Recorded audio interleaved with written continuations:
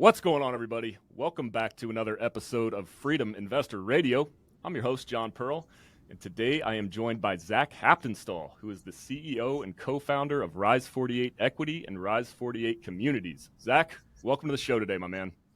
Yeah, thanks so much, John. Really appreciate you having us on the show. Looking forward to it and hopefully providing some value to the listeners here today. All right. So, ladies and gentlemen, super excited for this episode. Zach has a super impressive background, super impressive story of how he's been able to scale to where he's at today. So, you've completed more than $1.8 billion in transactions. And say that again, that's billion with a B. And you guys currently have over 1.4 billion assets under management. And in 2022, you guys were the largest buyers of real estate in the state of Arizona, if I'm not mistaken. Is that correct? Yeah, that's right. Yeah, we were fortunate to catch some momentum there. That's right, John. Excellent. So, Zach, I think a great place to start is a quote, or I'm going to paraphrase this, but I've heard this a lot over the past few years. So a lot of people significantly overestimate what they can do in the course of 1 year, but significantly underestimate what you can do over the course of 5 years. And I think, as I mentioned prior to this, I've been following you for a few years. I know a good amount about your story. I think that applies to you a lot. It wasn't like you started going after deals and it wasn't just like overnight you had all this success. You had to grind for it. And so I'm just going to give a quick background. I know your story. So you came from a middle-class upbringing, right? And you went to college, took the traditional route, worked in a sales environment, and you're even a news anchor at a TV anchor at a news station, right? And then what happened? At what point did you realize that, hey, this isn't the route for me? I've got to do something different. This isn't working for me. Yeah, you're exactly right, John. I think the quote you used almost epitomizes what we've done in our journey at Rise 48. So basically, I thought I was doing everything you're supposed to do to achieve, happiness and what you're supposed to do as an adult, where you get the degree, you pay off the debt, you get a good job. And I just felt really unhappy. I was empty. And I think I had a unique perspective too, because when I was working in the healthcare sales, I was in my early to mid 20s and I was working with all people who were between 40 to 60, right? So I wasn't really working with my own demographic. And I was looking ahead and I was like, these people are miserable. And these working professionals, they just do the same thing over and over every day. And because I was an outside marketing guy, I was literally walking into different types of buildings, hospitals, doctors' offices, and I would interact with different people in their jobs, all in their middle age. And I just thought, I don't want to do this. I can see 20, 30 years ahead. If I stay on this track, this is where I'm going to be. And so it was January 2018. I didn't know what I wanted to do, but I didn't want to have my job anymore because I just felt like I was stuck and I had golden handcuffs. I was making over 200K plus a year, but I had no free time. And I just felt like I was bogged down. And I didn't even have kids, right? So some of you are going to listen and say, oh, you don't even know what you're talking about, Zach. And so this was me realizing this at a younger age. I think I was 26 at the time. I'd gotten my MBA. I had paid off all my school debt. I had bought a house. I was making 200K plus a year. I was financially established, coming from a lower middle class family. I was doing well, but I was not happy. So January 2018, I quit the job. I had some equity that I had earned in that company and I sold out of that. And I had almost 300K of cash savings at that time. And I decided I just want to live off of this and figure out how to somehow earn passive income instead of constantly grinding every day to make the next dollar. How can I make my money work for me? And I didn't know anything about real estate investing, John. I was looking at flipping homes, started learning, and I fell into multifamily just by listening to podcasts, reading books. And so we can kind of go into that depending on what your questions are, where you want to take this. But that's where I was at, where I just high W-2 income earner, not satisfied. And I had to take the leap. And I was fortunate that I had savings and I didn't have a family, right? So I could take that. I didn't have these other obligations. And I realized at the time, I was very conscious that I wanted to get married, I wanted to have kids, and that I have a window here to take a quote unquote big swing and try to get ahead. And so that's where I was at. Yeah, can totally relate with that. Similar situation for me where I work with a lot of older people closer to retirement. They're talking about how they've missed their kids' sporting events, their kids' recitals, whatever it may be. And that's ultimately what pushed me over to this side of the house to start pursuing real estate investing. So for you, where was it? What route did you take to start going down the path of multifamily real estate investing? Yeah, good question, John. It was a grind. Okay. So I quit the job in January of 2018.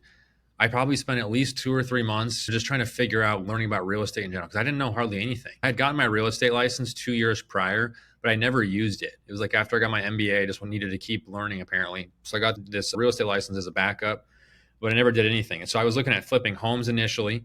And then I quickly realized that's transactional, right? It's the same thing I was pretty much doing. You don't make money unless you execute and flip the home. Started really trying to learn about investing, okay, and cash flow and passive income. And that's when I learned about mobile home parks. And so I cold called over 90 different mobile home park owners in Phoenix. And my whole goal, I learned about the concept. And this, again, I didn't know anybody. I had no connections. I was just reading books, listening to podcasts, trying to like search out info. And so I was trying to buy a mobile home park on the seller carry with my own cash. I had almost 300K of cash. It didn't work out. Nobody was interested. Hardly anybody answered. And then going through podcasts, things like that, learning about different asset classes. I think it's very easy, John. I think most people that have just starting out on their real estate journey can relate to this, is you get that shiny object syndrome, right? Where you hear about how mobile home parks can make you money, self-storage can make you money, industrial, multifamily. And I was like looking at all these different things and it was overwhelming. And I realized multifamily seemed to me the most tried and true. Okay. It seemed like the bulk of the people live there. And I learned through that process with listening to podcasts, the whole concept of syndication. And I never knew about this or never heard about this prior to this. Okay. So I had quit the job and lived off savings before I ever knew about multifamily syndication. But that kind of clicked for me because I was trying to think about how I had relentlessly saved up a few $100K of cash over the past several years by following the Dave Ramsey plan, by making good money, W-2. And I was trying to think, how do I make this money go as far as possible? And as I started learning how to analyze and underwrite and buy a mobile home park, I realized that's only going to give me like a few $1,000s a month of cash flow in the best environment. And then what do? I have no cash. I'm barely covering my monthly expenses. I'm just going to manage this mobile home park the rest of my life. Like, how do I get ahead from there? And so when I learned the fact that I can leverage my time and energy to grow other people's money, but earn sweat equity or GP promote, that really clicked for me. And I learned how you could scale it. So anyways, it was probably at least 5-6 months in to quitting the job before I had like a strong foundational knowledge of what all this meant. And that's just from reading books. And so I started reading books. I realized I needed to build a team. So I started cold calling property management companies and meeting with them and trying to vet them on their operations and accounting processes. I started cold calling brokers, attorneys, insurance people, all the people you would need, started going to conferences. And so it was a grind. Long story short, it took 10 months from when I quit the job to finally get the first deal under contract. And it was a long, grueling, stressful 4-month escrow. But we closed that in February of 2019, February 2019. So it was 14 months, John, from when I quit the job to actually buying the first deal.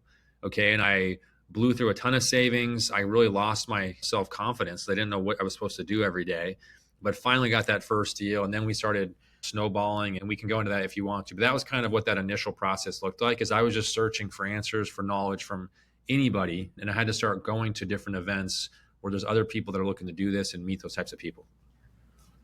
So one of the differences I hear from what you just said compared to a lot of people I talk to is the fact that you burned the boats without having the next step in mind. You knew where you wanted to go, but you didn't have any income coming from that yet. And that's where I find myself right now. I'm like in this place where I can't do that just yet. And I always think about, if I didn't have to go to work, I'd have so much more time to work on this, and could I scale so much quicker? But what was it that most people don't do that? Why did you quit your job without having that next step in line? What was it? Yeah, I was just so unhappy, and I figured that I needed to give myself time. But it was scary too, because I had never done that. And you go from making these fat paychecks every 2 weeks to now burning through cash, right? And so there's a lot of days it sounds cool in retrospect. I quit the job, made it happen, but those are a lot of lonely days, because you wake up in the morning and you literally don't know what to do. And I don't want to just be a bum and watch TV, right? I never really have watched TV. I want to be active and I want to be moving forward. And when you don't even know what to do to move forward, it's not going to school and you can do your homework, or you can read a book, or you can learn. Like, I had already read books and I had learned all this stuff. It's like, what am I supposed to do now? That's the toughest thing. And I think that starts to build like what they call an entrepreneurial spirit, where there's nobody to backstop you. Okay. You have to create this on your own, and you got to pick up the phone and you got to figure out what you have to do. Right. And so there were different things that I had to do. I actually, for 8 weeks, I started doing consulting from like May to June because I was like, I needed to make some money. I did that for 20 hours a week in healthcare, but I was still trying to keep time open to do real estate. And then in 2019, I got a part-time job for a little bit because I was broke, because I had put all my money in the deals. So there's different things. But for me, I knew that I needed to put the pressure on myself to push myself out of that comfort zone and take these big leaps, because with the comfy job, I didn't have the pressure or the stress to force myself to take these big steps. And these are scary steps. I didn't know anybody. I felt like I didn't belong. These are big buildings, big dollar prices. I was terrified to call brokers because I thought that they would just think I'm a phony. And even when I would go to tour, I was so nervous. And it's just kind of, you have to just act like you're confident, and you don't want to sound like cocky, but you have to embody some type of credibility and the fact that you are backed by some type of equity or something like that. And so it was tough to get started. I think that's the biggest reason. It's a huge barrier to entry. Why most people won't get into it is because they're going to hit these barriers and then they're going to get discouraged and they're going to quit. And there was several times where I think mentally, emotionally, I did quit. You know what I mean? But then a few days go by and you're like, okay, let me just start looking at deals again, or call the broker, and figure it out. So it's really tough when you don't have any concrete indication that you're making progress. Right? A lot of it's abstract. It's okay. I listened to the podcast. I understand how it works. I went to this meetup. I talked to the brokers, but I don't have a deal. So what have I really achieved? And so you have to be constantly attacking it, but also be patient, understanding that almost subconsciously you are learning and making some progress. So it was and even after you buy the first few deals, we can talk about that, John, but we bought 4 deals by August of 2019. So it'd been almost 2 years. I owned $35 million of real estate, technically as a GP, and I was $12,000 in credit card debt. So I put all my money in the deals. I had no money coming in. All the cash flow goes to the investors. So I had to go back and get a job in September of 2019. So I took a job as president and co-owner of a hospice company. And I was doing that full time, 50 hours a week, and then doing my real estate business at night. And didn't quit the job the second time until February of 2021. Okay, so it's not like you just buy these apartments and get rich. I didn't make any money for nearly 3 years until we started selling these deals. And so yeah, it's a grind. My whole philosophy was I just need to barely stay above water financially, just barely stay above water, survive, survive, survive. And I had confidence and faith that once these deals started to perform, I'd get big pops of liquidity and be able to hopefully break free for good. And that's what ended up happening. Okay. And so it's just having that longer term vision and knowing that how can I survive now? What do I have to do to earn money, but still give myself enough time so that I'm making progress in my real goal. So that's what the mindset was. So let's talk about some of those earlier deals. I know that as time went on, you guys started getting a reputation and it became easier to raise capital, and you guys are syndicating these deals, raising private capital from retail investors, from everyday people who want to participate in the equity upside of what you guys are doing. But how about those early days? Talk about the process of closing those deals, getting them across the finish line, what kind of problems you were encountering those early days. Yeah, it's a grind. It's still tough, honestly. Like, it's so hard to raise money. We close a lot of deals, but it's still challenging. Right now you have the challenge of an economic downturn, and a lot of investors are on the sidelines, things like that. So it's always stressful. Okay. For anybody who wants to be active in this, you just got to be ready to take on that stress and that pressure. And you get to the point where you're used to it and you almost seek it out, or you thrive on it because you're so used to it. But especially in the beginning, you have to bootstrap these deals together. Like the very first deal, we plan to syndicate it. And I go out to all these investors who had said they were interested in the previous several months. And then we have a deal and they don't want to invest. And you're like, oh crap, what do I do now? And so it's like, I got to start making phone calls and find money. And so I found a 1031 exchange investor who brought a big chunk of it. I met a couple people while we were in escrow, and we did a tenant in common, a TIC structure. We did not syndicate the first deal. Okay. Then the next few deals, we had to do another TIC structure and try to put that thing together. Our first syndication was our third deal. That was like a 4 to 5 month escrow. We had to keep asking for extensions because we couldn't raise the money. You have to go and find the money and try to partner with people who are more experienced, who have done deals, and try to see if you can bring them value, and that they can help with potentially bringing in investors, overseeing operations, things like that. And so I think that initially when you're on this journey, it's great to have at least one primary partner, but you may need to have other people that you're trying to partner with who can bring different skill sets. Because I didn't have net worth liquidity to qualify for these loans. My net worth was like the cash I had in my house. It's like a little over 300K, which is not nearly enough to sign on these loans. Because, I didn't come from a wealthy family. I didn't have any family members who were wealthy. And so we brought in Robert, who him and his wife own a physician practice. They had decent net worth and liquidity. So he really served that balance sheet role. And then I didn't have elite financial analysis skill set. So I brought in Bikram, and he's now our CFO, and he's really good at that and thrives in that. And so you have to just fill in these missing pieces and look at, what do I need for this deal? Am I missing money? Am I missing balance sheet? Or maybe you're good at underwriting and you have a family member who can sign on the loan, but you need somebody to help find deals and help raise money, because that's what your weakness is. You have to identify on your team, what are your strengths and what are you missing, and try to fill those in.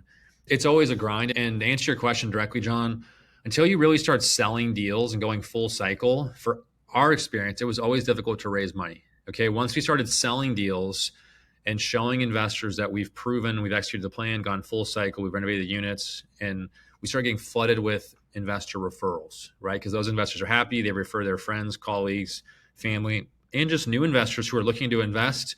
They're all evaluating hundreds of sponsors across the country that are doing this. And they're saying, what's the track record? Okay, how many deals have you gone full cycle on? So every time you can sell a deal and lock in a good return, that is etched in stone. Okay, and it's on your track record. It's on a scoreboard, basically, for your company reputation, and you start gaining that momentum so that you can raise more money, and it helps to propel you. And then it's about operating, though, right? You have to execute. So then we started charging acquisition fees, which is very typical. And so we're buying new deals, charging acquisition fees. So now we have revenue, and we took all that revenue and acquisition fees and we invested it in the company to build infrastructure, start hiring out staff, start our own property management company, construction management, so that we can execute on these plans and get good results for investors, so we can sell and attract even more capital, right? So you have to really have more of a long-term mindset, I think, to be successful. And if you want to scale, because you have to continue to reinvest in the company, build that infrastructure so that you can responsibly scale. Because it's easy to buy a few deals, but once you start buying 10, 20 deals, you're going to need a lot more staff to do what you were doing before. And how have you allocated your resources to make sure you can perform on that is the question. Right. So you mentioned that long-term mindset, and that is so important to have especially in real estate investing, especially in large commercial real estate. So is this how you envisioned it, say 5 years ago when you were starting out? Did you want to have this big empire that you've built, or was it a situation where you're seizing opportunities as they come, and just has it gotten bigger than you ever thought it was? Talk about that a little bit. Yeah, good question. So we did want to be very big from the very beginning. Like before we even had a deal, my goal was to have 1,000 units in the first 12 months. So when I told people that, they just thought it was ridiculous. And I was full of it. So it seemed very ambitious, I think, at the time. But my whole thing was that when I took the leap to quit the job, John, I was thinking about it. And when I was trying to assess what I was going to do, like flipping homes, mobile home parks, the reason I ultimately chose syndication is because I told myself, if I'm going to do this, if I'm going all in, if I'm willing to blow all the money I've saved the last several years, then I want the upside to be so enormous that I know it was worth it. Okay. I want to be a billionaire. That was my goal. And so I'm not going to do something unless it's big time. That's what I was trying to tell myself. Okay. And I wasn't necessarily, to be honest, I did not think we would scale this fast at this moment in time where we are now. And I didn't have concrete goals like 3 to 5 years out. I was just trying to get to 1,000 units. Okay. And then 2,000 units. And a lot of it wasn't even units based. It was like, let's build infrastructure, make sure we can make these perform. And we knew if we kept doing the right thing and being consistent and building infrastructure, then we could start to exponentially scale. And so I think as we started to grow and as we started to learn, I think it gave us more confidence, and it started to make us believe that we could become bigger. I think even every few months, our goals may get bigger because we start to see what's possible and we start to learn more. When we say, okay, we can create this company to help support this other company and have control of this. And so initially, I didn't plan on creating our own property management company in the beginning because I had heard from everybody, they're like, oh yeah, you just focus on raising the money, buying the deal, You can hire this third-party property management. They do everything. They do a great job. You just got to manage the manager, everybody says. Then you get around 1,500, 2,000 units, and the third-party property management starts falling apart. And we used 4 different companies, right? And we're like, we got to the point where like, we can't have this anymore. Like, we have to have full control. We have to be able to pay these people better, give them better bonuses, better benefits, so we can recruit and retain the best people. So I think a big part of our success, I think on the outside, people think, oh, these guys just blew up out of nowhere so quickly. It honestly feels like it's been 10 years. And it's crazy. It's only been 5 years looking back. But I think a big thing that we've done is that we try to be very proactive and have forward-looking vision for whatever our vulnerabilities may be. And if we feel like we have exposure somewhere that could harm the company, we try to get ahead of it, and we'll quickly pivot and invest money, hire that position, start that company, change a process in order to protect ourselves and be efficient there. And so we first took construction management in-house, and we never planned to do that. Okay, so we were doing our own construction management with our staff, with sourcing, bidding out, managing construction crews daily on site. And then we took property management in-house.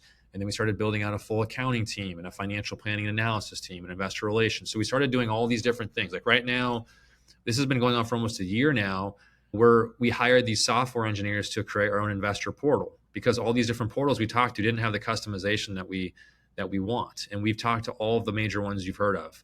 And so that'll be done here probably by Q3. So we're going to have our own portal, and that costs several hundreds of thousands of dollars to get that built out. But all these things that we're doing we're trying to say, what do we think makes the most sense for what we do? And can we use vendors or third parties to get there? Which you can, but I think at a certain point for almost everything, if you have the resources and you are willing to commit to what it takes, you can bring it in-house. And so I think that's the biggest thing, is we're always trying to become stronger, more efficient operationally to support scale. Because we know that if we have the infrastructure, then the results will come. And when the results come, more equity comes and reputation builds, and you can keep growing. And so I think that our goals continue to get bigger because we just see what's possible and what it takes. And I also think that in order to stay hungry and excited, you need to keep having bigger goals. And you need to keep having bigger challenges. Because I think the biggest thing you could do, the biggest mistake anybody can make in any business, is you get complacent, or you get satisfied, or you get fat and happy, whatever you want to call it. And then you stop working hard, and then you fall off, right? And you get caught by your competition. And so for us, we want to stay hungry, humble, focused, and keep growing, and don't take anything for granted, because we know how hard it is to compete at this level. Absolutely. So you mentioned vertical integration. You got the property management and the construction vertically integrated. Now, another side of this that you guys do that I don't hear too many other companies doing is the supply chain side of the house. I don't know if that's full-on vertical integration, if you own those companies or businesses, but talk about how going direct to the source, and I know you deal with the local warehouses and store product and have customized packages going into each unit. Talk about how that process has optimized your business and given you an edge as far as passing through better returns to investors. Yeah, great question, Johnny. This has been a big advantage. I know this is not completely vertically integrated, but we're getting significant wholesale buying power and advantage. So we have a manufacturing partner that's manufacturing the materials overseas for all of the materials inside the unit. So we're buying directly from the manufacturer. They're shipping overseas. They have 2 warehouses in the US. One is in Phoenix and the other one is in Dallas. And then they're building custom kits in these warehouses and delivering them to our properties on site. So they'll drop 2 or 3 pallets inside of a unit, and everything for that unit has been custom measured for that unit. So it's going to have all the vinyl plank flooring cut already for that unit. It's going to have all the cabinets already assembled, all the dimensions that we need. The quartz countertops have already been prefabricated to outfit that kitchen. And so our guys can come in and just blow through it and start cranking through renovations. Whereas before, you're using different third-party contractors, and they're running around Home Depot, Lowe's. Even if you have like the commercial pro membership with Home Depot, they oftentimes don't have what you need when you need it. And they're not going to store massive amounts of supplies. Whereas with our partnership that we have, we'll buy hundreds of units worth of materials months in advance. It gets manufactured and stored for us in these warehouses, and then they'll ship it. They've got their own box trucks, and they're dropping it on site at the properties. And so it just gives us, not only does it help with efficiencies, because logistically we can crank through more units and everything's organized, but we're getting significant reductions in price. We get significant discounts, almost half of what we would pay. So we're paying between 15 to 16,500 a unit all in for materials and labor. And that includes like a class A interior type of finish, which is quartz countertops, a subway tile backsplash, stainless steel appliances, brand new cabinet boxes.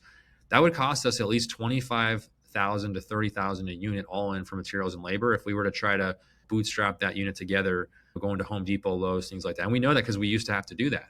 And so that gives us a big advantage because this level of scope didn't used to make sense economically to put in these class B workforce housing apartments because we were spending too much. It didn't justify the rent.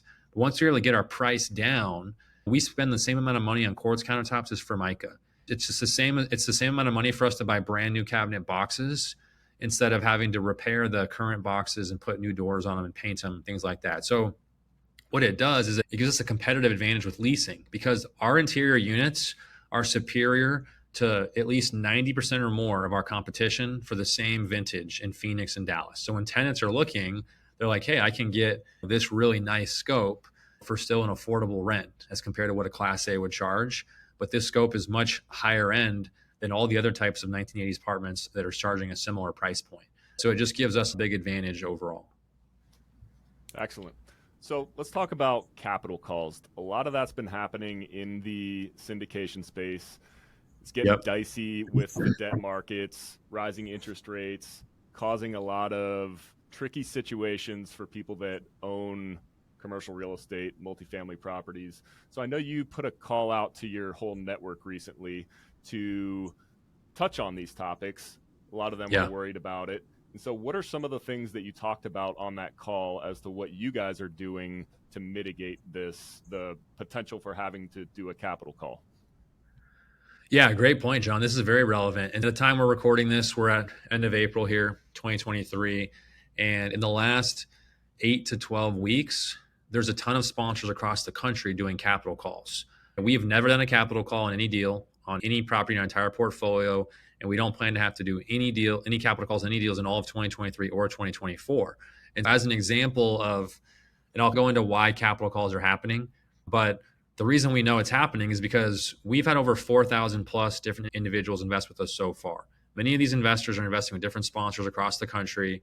Well, we launched a deal end of February and we were having really low, we did like a soft launch a couple days before our formal blast to everybody. And we typically have a lot more commitments at that time. Well, we were getting a bunch of investors reaching out saying, hey, Zach, we like the deal. We like the market. We like you guys, but I'm getting hit with capital calls from other people. I'm on the sidelines. And we're like, oh, crap, the industry is getting a black eye right now because a lot of sponsors are doing capital calls. And for those who don't know what a capital call is, it means maybe you invested in a deal 2 or 3 years ago, and now the property is running low on cash liquidity. So the sponsor asks for a capital call, meaning that investors have to put up more money, infuse more money into the deal. Investors obviously don't like that. It's not a good thing. You're getting diluted. You have to put more money into the property. And so it's been impacting everybody. And so we were hearing this was happening. So we made it very clear. We wanted to get that out there. Hey, we're not doing capital calls and we don't plan to do any. And so what we did is we did like a state of the portfolio webinar and we blasted it out to everybody on our list and we did it live. Okay. So it was like it was about an hour and 45 minutes where we went through our entire strategy since we started, why we're not having to do capital calls. And there was a few big points. The biggest reason we're not having to do capital calls is that we're not over leveraged. Most of the groups doing capital calls right now took at least 80 to 85% leverage or loan to value on these deals. They only have 15 to 20% down payment of equity in the deal. We've always been between 60 to 70% loan to value. Okay, meaning you have a 30 to 40% cash down payment. We have a few deals. The highest leverage we ever took was 75% loan to value. Never gone over that. 75% is still healthy. You got 25% equity in the deal. So a lot of these groups, it took highly leveraged loans. And as interest rates have skyrocketed the last 12 months, they've gone up at a faster rate than any time in the last 40 years. Since the 1980s, the Fed has been doing these aggressive interest rate hikes, increasing the Fed funds rate over 450 basis points the last 12 months. Well, most of these loans for value add multifamily are on what you call floating or adjustable rate debt, right? Because that's what provides the financing for the renovation dollars. And it's the best type of loan product truly for a value add strategy. And we still think it is. And we're still doing floating rate debt. And I'll go into why. But there's a certain way to structure the debt, and there's a responsible way to structure the debt. The first thing is you have to take lower leverage. Okay. So we could have taken 85% loan to value on a lot of these deals, but we didn't. We intentionally would pare back loan proceeds, raise more cash, so we're not over leveraged. The second thing is that we've always purchased 3-year interest rate caps on every single loan we've done. That means that on the front end, I'm purchasing a cap that no matter what happens with the Fed, the indexes, the Treasury, my interest rate cannot exceed that cap. A lot of people, the people right now who are in real trouble, didn't put a cap on their deal at all. And I know some of those people. And I think recently there was a foreclosure of 4 assets in Houston. This is like big national news. And I just talked to somebody who knows the guy and did some of his loans. And he had 80 to 85% loan to value. And then he put pref equity on top of that. So he was even more leveraged, and he didn't have an interest rate cap. And so it's like, what do you expect? You're asking for a doomsday scenario. And that's why it's not fair to just bash multifamily. That was a very irresponsible, reckless way to structure a deal. And I talked to a guy who's very familiar with it, who said, those foreclosures have been in process since last summer. And so like right when the rates started hiking, this guy was immediately in trouble. And again, I don't know what's true, what's not true. That's what you're hearing, but that's Wall Street Journal national news. So I don't want to bash anybody, but it's pretty relevant news. And so that's a perfect example of setting a deal up for failure. So we've always had 3-year interest rate caps in every deal. The third biggest thing, John, in addition to low leverage 3-year interest rate caps, we've always raised significant cash reserves at the property level. So ever since we started, we will raise liquid cash reserves, rainy day funds that are not allocated to anything. This is separate from CapEx, separate from interest reserves. It's just cash. And a few years ago, it's funny, some investors would criticize us. They would say, hey, I don't like how you're raising all this extra money, diluting the investor returns. And we would say, well, you know what? That's just how we underwrite the deal. Like, don't invest with us if you don't like it. And now that's one of the reasons why we're in good shape, right? Because we have plenty of cash liquidity at the asset level. And so what's happened, kind of give people an illustration for those of you who are watching on video. Like in an underwriting model, you're assuming that your NOI stays above your interest rates, right? And then you have an interest rate cap up here. Okay, so you're always assuming your NOI is growing over your interest rate. Well, what's happened with the floating rate debt and the Fed increasing rates so quickly, for a lot of these deals, interest rates shot up significantly all the way to your cap, above your NOI. So a lot of deals across the country are negatively cash flowing because debt service and expenses are higher than NOI. If you don't have cash at the property level to cover that delta, you're in big trouble. And so what's happening for people doing capital calls is that they don't have cash at the property level. And so they're negatively cash flowing. They have to infuse more cash to pay the bills and pay the debt service. A lot of them, if you didn't have an interest rate cap, you're just toast. Forget it, because that interest rate is skyrocketing. You'll never be able to close the gap. And a lot of them did buy interest rate caps, but if you bought a 1 or 2 year cap and you bought a deal in the last 1 or 2 years, your cap is coming to expire soon. And so a lot of them that are doing capital calls are trying to bring in more money to buy a new cap before it expires. And if you look at agency loans, Freddie Mac and Fannie Mae, what they do is they require that you escrow very large amounts of cash reserves for the cap. Okay, so they're basically taking big chunks of your cash flow and they're escrowing it, taking it away from you to prepare for a cap that's coming up in 12 months. That has also wiped out a lot of cash flow for a lot of sponsors. We're about to buy a deal in Dallas right now. Their cap is coming up to expire. They've been getting just crushed from Freddie Mac escrowing these reserves, so it wiped out all their cash flow, and they're just trying to get out of the deal now before that interest rate cap expires. And so anyways, long story short is we went through that presentation and kind of showed investors how we're well positioned and how, because we have a very strong infrastructure for property management, construction management, supply chain, our whole strategy right now, John, is to increase the velocity of renovations. We're trying to crank the renovations as fast as we can because in Phoenix, Dallas, across the country, organic rent growth has decelerated significantly and normalized. You cannot count on organic rent growth to increase rents anymore. You have to do forced appreciation. You have to renovate units, provide a higher quality finish for tenants if you want to increase NOI. That's the only way to do it. So you have to crank the renovations, push rents, and we're still seeing really strong demand, and we're hitting all of our pro forma rents and exceeding them for renovated product. So the whole plan is racing against the clock. It's like I need to increase NOI enough so that before my interest rate cap comes up, even if interest rates don't come down, my NOI is high enough to qualify for a new loan, okay, so that I can pay off the first loan and I can use loan proceeds from the new loan to buy another 3-year interest rate cap. Okay. And so we've sold 11 deals since we've started. We bought 42 deals now. We've sold 11. The longest deal that we currently own, that we bought it in June of 2021. Okay, so our first interest rate cap doesn't expire until June of 2024. And so basically all the 2021 deals, the plan is get 90 to 100% renovated by the end of this year and then begin the refi process. Okay. So that we can at least get out of those loans, buy a new cap. What we think will happen is that I was just talking to our banker this morning, and he said that JP Morgan is projecting 80% chance that there'll be a 25 basis point increase to interest rates in May. And then they think that after May, that it'll flatline. And by the time this records, it might already be after that. So you guys will have better knowledge than me at this point. But they also think there may be one 25 basis point cut before the end of the year, and that the real cuts will start to happen next year, first half of next year. Once interest rates start to come down, cap rates will also compress and values will go up very quickly. Okay, so our whole plan is maximize NOI at these assets as a defensive measure so we can at least refire the loans, buy new caps. And if the interest rates get cut pretty quickly next year, then we should be in a good position to sell a lot of these 2021 and even 2022 assets because we've increased NOI significantly, rates will be low, we can get good sales valuations. So that's kind of the strategy right now, is weather the storm with your cash reserves, your interest rate caps, and the ability to renovate units on schedule and on budget is critical right now. People who can't do that are going to be in trouble because there's no other way to increase your NOI. Oh, that's great. Kudos to you guys for having the foresight to raise those big cash reserves and have that low loan to value. So let's talk about how the process has been. What kind of questions are you getting from investors about the transition from Phoenix to Dallas? I know a little bit about this, but tell us about how you are keeping that same velocity as you move from Phoenix to Dallas.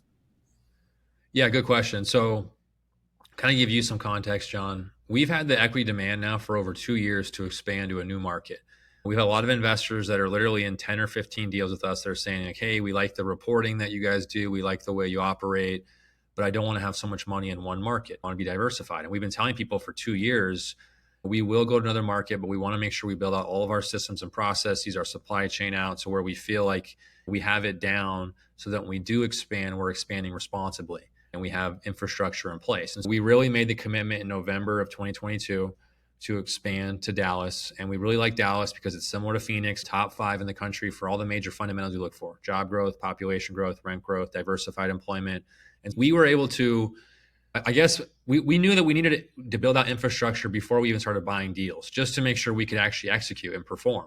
And we knew that by doing that, it would already satisfy a lot of the questions that investors would have. And by that is that before we even started going after deals, we hired out a full leadership team. We hired a regional vice president in Dallas. We got an office lease. We have a 9,000 square foot office in downtown Dallas. My wife and I bought a second home in Dallas before we ever had a deal, before we were even looking at deals, because I knew I needed to be there every 2 to 3 weeks and I wanted to have a local presence, right? And we wanted to have a local office. And so we hired an office manager, an HR person, a marketing coordinator, an IT person, a regional vice president who's been there for 20 years, a local regional property director who's been there for 15 plus years, and all in multifamily. Our construction manager in Phoenix, he wanted to go to Dallas because he has family there. So he actually transferred, and that gave us a lot of confidence knowing that we can renovate units because he had already trained his staff and kind of his successor in Phoenix to take his role. And so we had all these employees that we were basically floating, right, before we had any revenue coming from the Dallas market. And that was an investment. Okay. And we did the same thing when we started a property management company a few years ago. We knew that we had to hire people and build out infrastructure before we could transition the assets to our own company. We had a strategy beforehand to where we don't want to change anything that we're doing. We wanted to only change the market, the geographical market, and we wanted to change the individuals who live there who are going to be working for us. But as far as the strategy, it's the exact same strategy. We're targeting 1980s value add apartment buildings. And a big reason we felt confident is that our supplier we talked about earlier, they have 2 warehouses in the US. One is in Phoenix, one is in Dallas. We have the exact same supply chain, the same cost, same materials in Dallas that we have in Phoenix. And so it's rinse and repeat, same thing. So Bikram and I were out there. We toured the warehouse with the owner. The owner of our supplier is a friend of mine and one of our investors. And so we toured the warehouse back in November in Dallas and made sure that we felt comfortable with this entire process. Okay. We also let our VP of Ops and our Director of Asset Management in Phoenix know that, hey, we're going to Dallas. And I asked them, we sat down in the room, I said, do you want to be involved with this? Because if you are, nothing in Phoenix can drop off. You can't spend a lot of time in Dallas. We need full leadership staff in Dallas. They'll report to you and you need to check in once a month. But if you don't want to go, I'm not going to make you go. And if you do go, you can't have anything drop off in Phoenix. You need to let me know if it's something that you want to do. And we're not making you do it. Don't feel pressured. And they both wanted to do it. They were excited. They wanted to be involved with it. They were heavily involved with interviewing, recruiting, and finding the right leadership staff in Dallas. And the biggest thing was get the right team in place, get an office. I wanted to have my local presence of having a house there just so I can learn the area and be there consistently. And so that was the biggest thing. All those things we did before we even had a deal. And so to give you an idea of progress, we bought our first deal middle of February. So it's been about the time of this recording, 9 or 10 weeks. And within 9 or 10 weeks, we already renovated all the clubhouse, the leasing office, the landscaping, all the 3-tone exterior paint is done. We renovated 13 units completely. They all came in at or below budget. They all exceeded pro forma rents. So we're almost completely done with all the CapEx. This is a huge project. And so we had all of our vendors, everything lined up.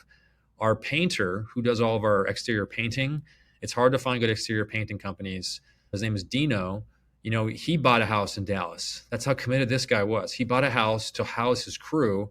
He has a Sprinter van and he drives the Sprinter van 15 hours with his team to Dallas and with all his equipment. And he's painting all of our projects in Dallas and in Phoenix. And he knocked out the first project in like 2 months or less. And it was raining a bunch, so he would have done it faster. So we feel like we have really strong vendor relationships, supply chain, so that we can rinse and repeat. And so to your initial point, we had to show that to investors, right? We said, hey, this is not an experiment. We're going to be in Dallas the next 20 years. That's why I'm buying a house. That's why we're investing in infrastructure. And this is part of our strategy. And so we wanted to show people that. Oh, that's excellent. All right, Zach, got time for one last question. This is a question I ask all of my guests. So quick background, I work at a nuclear power plant in California. It's the last nuclear power plant here in California. They recently announced they're going to be shutting down over the course of the next 5 to 10 years. And that's what ultimately pushed me further into real estate investing. So what's your one piece of advice to folks who are looking to escape the W-2 world and pursue a life of being a full-time real estate investor, being an entrepreneur, something like that? Yeah, it's a good question, John. I think that, and props to you, that was a push. You needed to look in other things. I think the biggest thing is you need to try to identify what do you actually want to do, right? And that can be tough. And so I think you need to take whatever free time you have. I know it's tough when you have a family and you have a job, but you need to identify what does that mean? Because does a full-time real estate investor mean you want to be a full-time passive investor, or does it mean you want to be a sponsor or a general partner? Because you listen to a bunch of podcasts or watch shows talk about, oh, you can be like a real estate sponsor, gain financial freedom. There's no financial freedom for what I do. I work 60 to 70 hours a week at least. It's a grind. I'm not like on an island somewhere. If you want to be a sponsor, an operator, it's a constant grind. If you want financial freedom and passive income, then you should be a passive investor. I think that's the biggest thing, is to try to identify, okay, what do I want to do in real estate? And that takes time, right? I had to take some time to figure out what do I want to do and what asset class do I want to be in. And then just start doing the math. If you want to be a full-time passive investor, how much cash flow do you need a month to cover your expenses? And once you have that determined, how much cash are you going to have to invest in order to achieve that number? And how long will it take you to earn and save that money? And to have a plan, right? So you need to create a goal, and then you have a plan to achieve your goal. But you can't create the plan or the goal until you understand what is it that you want to do. And that takes time in itself. There's like a discovery process. And so I think listening to podcasts like yours, John, going to conferences, learn about real estate, what interests you, what excites you, what time commitments are you willing to give? How do you want it to impact your family? Like for me, it's honestly not about the money. Initially, it was about like try to gain financial freedom. Well, then when I quit my job, I just was so bored and I went crazy. And I was like, I would rather just be grinding. I'll just grind my face off and work, because I felt like I was in prison, not having anything to do. I felt like I had no purpose. Okay, I'd rather be working and doing something. And then I realized I like the competition and the fact that there is no ceiling on what we do. you can always be bigger with real estate. There's always somebody bigger than you, and you're always going to have big time competitors. You can always scale a company and get bigger. I liked that. That was exciting to where I can keep growing it. And so for me, it's about the competition. It's about the challenge of building a team. And it's a lot of fun. It's exciting. But to others, they're not going to want all that, right? They just want to, maybe you've been grinding for 30, 40 years in your job and you want to spend more time with your family. Okay, so identify what it is that you want, how it fits your lifestyle, and then you can build a plan and a goal to achieve that. That's great stuff. Zach, where can people learn more about you and Rise 48? Yeah, thanks so much, John. Thanks for having us on, everybody listening. So yeah, if you want to learn about what we're doing or our investments, you can set up a call with me. So you can actually go to our website, rise48equity.com, RISE48equity.com, and set up a call on our link. You can email me, Zach, ZACH, at rise48equity.com, and look forward to talking to anybody who's interested. Ladies and gentlemen, Zach Haptonstall, Rise 48. Thanks so much for your time today. Thanks, John.